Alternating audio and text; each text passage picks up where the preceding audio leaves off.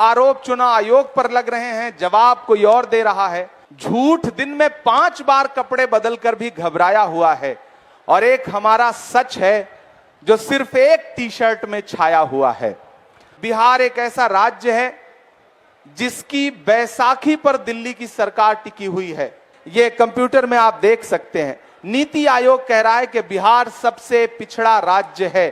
बिहार के भाइयों बहनों 60,000 करोड़ दे दूं, 70,000 करोड़ दे दूं, 80,000 करोड़ दे दूं। सीमांचल की जनता, कोसी की जनता, बिहार की जनता आपसे सवाल पूछ रही है कि आखिर बिहार को लॉलीपॉप कब तक दिया जाएगा। वो जहर देता तो सबकी नजर में आ जाता। सो ये किया कि हमें वक्त पर दवाएं न दी। देश के प्रतिपक्ष के नेता राहुल गांधी जी ने जो बातें कही हैं वो किसी हलफनामे की मोहताज नहीं है। जो काम प्रधानमंत्री को करना था वो देश के नेता प्रतिपक्ष राहुल गांधी जी कर रहे हैं। मैं बिहार की जनता से भी कहना चाहता हूं, ये आपके अधिकारों पर डाका डालने की अंतिम कोशिश है।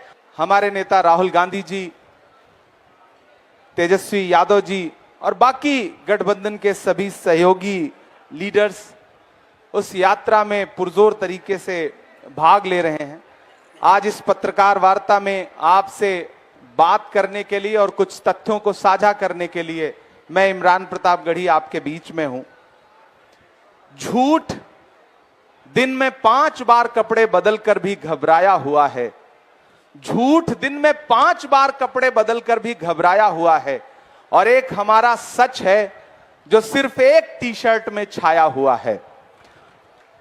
राहुल गांधी जी ने वोट की चोरी का जो मामला पकड़ा है उसके बाद से पूरे देश में चुनाव आयोग और चुनाव आयोग के सहयोगी यानी कि मौजूदा सरकार दिल्ली हो या पटना की हो, जिस तरह से उनके बीच में बेचैनी है, घबराहट है। आरोप चुनाव आयोग पर लग रहे हैं, जवाब कोई और दे रहा है। और उसके खिलाफ राहुल जी ने जनता की अदालत में और खास तौर से राजनीति की जो धरती है बिहार, उस वहां की जनता की अदालत में आने का जो फैसला किया उसने पूरे देश में क्रांति ला दी है। पहले दिन से जब से यात्रा प्रारंभ हुई है, आप देख रहे हैं, पत्रकार साथी देख रहे हैं कि यात्रा दिन ब दिन जनता को कनेक्ट करती जा रही है। और अब तो 4-4, 5-5 साल के छोटे छोटे बच्चे भी स्वतः यात्रा में आ रहे हैं और राहुल गांधी जी के नारे के साथ अपना नारा जोड़ रहे हैं। ये यात्रा अब एक क्रांति की तरह परिवर्तित हो चुकी है। प्रधानमंत्री जी भी अभी आके गए। बिहार एक ऐसा राज्य है जिसकी बैसाखी पर दिल्ली की सरकार टिकी हुई है, लेकिन उसके बावजूद केंद्र सरकार के अपने आंकड़े जो हैं, नीति आयोग के जो आंकड़े हैं, वो बताते हैं कि बिहार इस देश का सबसे पिछड़ा गरीब राज्य है। ये उनके आंकड़े हैं, ये हमारे आंकड़े नहीं है। ये कंप्यूटर में आप देख सकते हैं। नीति आयोग कह रहा है कि बिहार सबसे पिछड़ा राज्य है। और उसमें चौंकाने वाली बात यह है, चूंकि मैं सीमांचल में बैठा हूं इसलिए मैं इन तथ्यों को आपके सामने रखना चाहता हूं कि नीति आयोग जहां यह कह रहा है कि बिहार देश का सबसे पिछड़ा राज्य है, वहीं नीति आयोग यह कह रहा है कि पूरे बिहार में सीमांचल सबसे पिछड़ा जोन है। सीमांचल के जो जिले हैं, चाहे वो अररिया हो, चाहे पूर्णिया हो, चाहे कटिहार हो, चाहे किशनगंज हो, ये सबसे पिछड़े जिले हैं। साथ साथ कोसी, सुपौल और उसके आसपास के जो जनपद हैं वो सबसे पिछड़े जिलों में आते हैं। 2015 में आरा में प्रधानमंत्री जी का भाषण आप सारे लोगों को याद होगा कि बिहार के भाइयों बहनों 60,000 करोड़ दे दूं, 70,000 करोड़ दे दूं, 80,000 करोड़ दे दूं, लो 1 लाख करोड़ दे दिया। वो भाषण आपको याद होगा, मैंने देश की पार्लियामेंट में भी उस भाषण का उल्लेख किया था। बिहार की बार बार बोली लगाने वाले प्रधानमंत्री जी, चुनावी भाषणों में बिहार को विशेष पैकेज देने वाले प्रधानमंत्री नरेंद्र मोदी जी, मैं इस पत्रकार वार्ता में वोटर अधिकार यात्रा के इस मंच पर बैठ करके उनसे पूछना चाहता हूं कि बिहार को इतना चुनावी भाषण देने वाले प्रधानमंत्री जी, आप ही की सरकार के दौरान और राज्य में आपकी सहयोगी सरकार के होते हुए बिहार लगातार पिछड़ा क्यों है और उसमें सीमांचल विशेष रूप से पिछड़ा क्यों है? सीमांचल की जनता, कोसी की जनता इसका जवाब चाहती है। आपने चुनावी भाषण दिए लेकिन बजट नहीं दिया, आपने नारे दिए लेकिन जमीन पर डेवलपमेंट नहीं दिया। इसलिए सीमांचल की जनता, कोसी की जनता, बिहार की जनता आपसे सवाल पूछ रही है कि आखिर बिहार को लॉलीपॉप कब तक दिया जाएगा। और आपने जो वोट की चोरी की है, उस वोट चोरी को राहुल गांधी जी ने, तेजस्वी यादव जी ने और गठबंधन के बाकी सहयोगी दलों ने, उनके नेताओं ने पकड़ लिया है और अब आप परेशान हो गए हैं। राहुल जी ने तथ्यों के सामने देश के मंच पर सारे सबूतों के साथ चुनाव आयोग को बेनकाब किया और उसके बाद चुनाव आयोग जिस तरह से टरकाने वाली भाषा बोल रहा है वो बहुत ही शर्मनाक है। उसे जांच करनी चाहिए थी, लेकिन वो हलफनामा मांग रहा है। देश के प्रतिपक्ष के नेता राहुल गांधी जी ने जो बातें कही हैं वो किसी हलफनामे की मोहताज नहीं है। राहुल गांधी जी के बारे में पूरा देश जानता है कि राहुल गांधी जी उन्हीं तथ्यों पे बात करते हैं जो तथ्य सच्चे होते हैं। राहुल जी ने जो तथ्य देश के सामने रखे हैं, कर्नाटका के बेंगलोर की एक असेंबली का जो डेटा उन्होंने देश के सामने रखा है, वही डेटा यह बताने के लिए काफी है कि किस तरह से वोट चोरी हो रही है। और अब एसआईआर के नाम पे पूरे बिहार में जिस तरह से लोगों के वोट काटे जा रहे हैं और कुछ विशेष इलाकों को चिन्हित करके जिस तरह से वोट काटे जा रहे हैं, वो जहर देता तो सबकी नजर में आ जाता। सो ये किया कि हमें वक्त पर दवाएं न दी।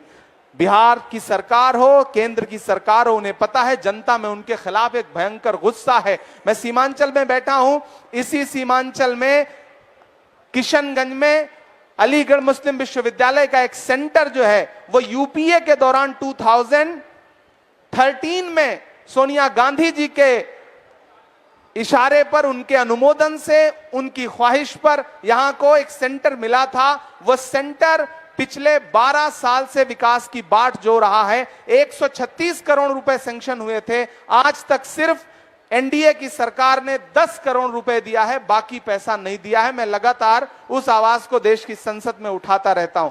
आज राहुल गांधी जी मखाना के किसानों से मिलने के लिए घुटने तक पानी में उतर के उनके खेतों में खड़े थे। जो काम प्रधानमंत्री को करना था वो देश के नेता प्रतिपक्ष राहुल गांधी जी कर रहे हैं। यहां मखाना किसान बदहाल है, यहां मक्का के किसान बदहाल हैं, यहां जो हमारे मछली पालन का उद्योग करने वाले साथी हैं वो बदहाल हैं। यहां का युवा पलायन कर रहा है, यहां के युवाओं के लिए रोजगार नहीं है। यह सीमांचल बड़ी उपजाऊ धरती है। अगर यहां पे सरकार ध्यान देती, सिर्फ भाषण न देती, तो शायद परिस्थितियां कुछ और होती, यहां के नौजवानों को पलायन न करना पड़ता। लेकिन सीमांचल और कोसी के साथ जो सौतेला व्यवहार केंद्र और राज्य की सरकारें कर रही हैं, आने वाले दिनों में सीमांचल और कोसी और पूरा बिहार बदलाव लाएगा, महागठबंधन की सरकार बनाएगा। उसके बाद सीमांचल और कोसी को और बिहार को जो उसका हक है वो दिलाने का काम किया जाएगा।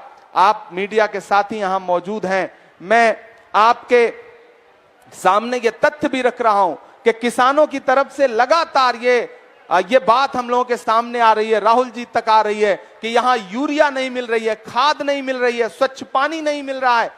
कुल मिलाकर के आप यहां का जनजीवन देखेंगे, यहां के लोगों का जीवन यापन देखेंगे, तो आप ये पाएंगे कि वो लोग जो एक तरफ उनसे कहा जा रहा है कि अपने प्रमाण पत्र लेकर के आप जाइए और अपना एसआईआर करवाइए, यानी कि गहन समीक्षा करवाइए। मैं बिहार की जनता से भी कहना चाहता हूं, ये आपके अधिकारों पर डाका डालने की अंतिम कोशिश है। अगर इसमें यह सरकार कामयाब हो गई, अगर आपके मताधिकार छीन लिए गए, अगर आपका वोटर लिस्ट से नाम काट दिया गया, तो आप किसी सरकारी सुविधा को नहीं पा सकेंगे, उससे महरूम हो जाएंगे। इसलिए मैं यहां की जनता को भी यह कहता हूं कि आप सजग रहिए, आगाह रहिए। वोट कटने का मतलब है, मतदाता सूची से नाम कटने का मतलब है सरकार का पूरी तरह आपके अधिकारों के प्रति उदासीन हो जाना। जब सरकार को यह लगता है कि हम वोट चोरी करके सरकार बना लेंगे, तो वो आपके बच्चों को रोजगार क्यों देगी? आपके गुस्से से उसे कोई मतलब ही नहीं रह जाएगा। आपको सड़कें नहीं मिलेंगी,